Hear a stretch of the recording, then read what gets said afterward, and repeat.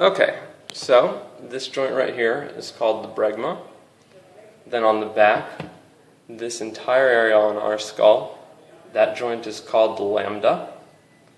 Then this joint right here, it looks like, where above that bone, that joint is called the asterion. Then if you were to cut the skull transversely above the mandible, you would have the orbitomeatal plane. Then this big gap right here is called the temporal fossa. And this hole is the external acoustic meatus. This joint is the temporomandibular joint. This bump down here is the mastoid process. This spine right here is called the styloid process.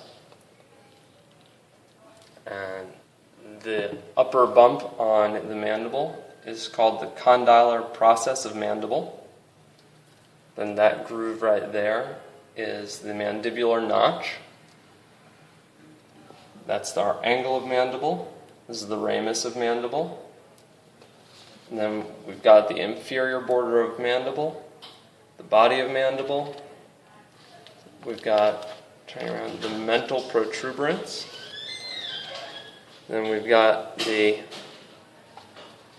infraorbital foramen and the anterior nasal spine. Yeah, keep it sideways. Oh, sorry. Yeah.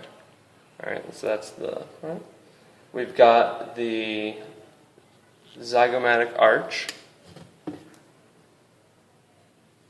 We've got the zygomaticofacial foramen. You can see it? Good.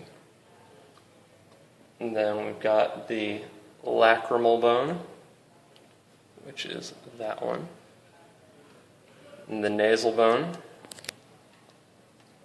both sides obviously. The nasion is that joint. The superciliary arch is the ridge where the eyebrow would be.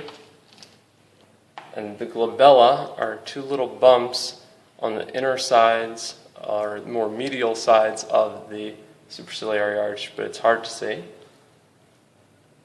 And the pterion is this general joint right here, where those four intersect. That area is called the pterion.